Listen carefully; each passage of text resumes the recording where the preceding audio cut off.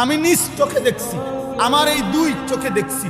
মাজারে রাস্তার থেকে দাঁড়াইয়া আমি দেখছি মহিলা তার 6 বছরের বা 8 বছরের বাচ্চাটাকে সাথে নিয়ে মাজারের মধ্যে সেজদা দিতেছে। মহিলা বাচ্চাটা দিতে চায় না, মহিলা এমনি মাথাটা জাতা দিয়া চাপ দিয়া বাচ্চাটাকে সেজদা করেছে। হাই মা, তুই কি করলি? তুই মা করলিটা কি? তুই তোর ছেলেটাকে মুশরিক বানায় দিবি?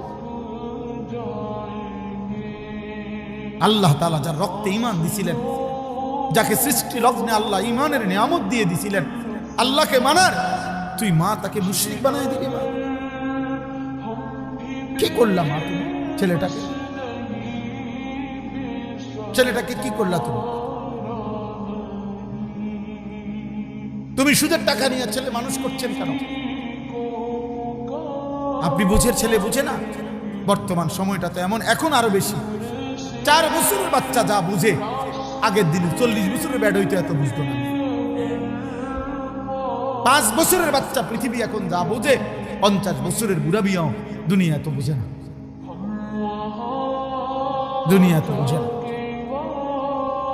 অতএব আমাদের এই সচেতনতা ভীষণ দরকার। এই বাপ, গ্রামে থাকেন আর শহরে থাকেন, সম্পদ কম থাকুক আর না থাকুক, অভাবে থাকেন আর প্রাচুর্যে থাকেন, মৃত্যু আসবেই, কবরে যেতে হবেই, আখেরাতে মুখোমুখি আল্লাহর হতে হবেই, আল্লাহর মুখোমুখি হতে হবেই, মালাকুল মউত আমাদেরকে নিয়ে যাবেই।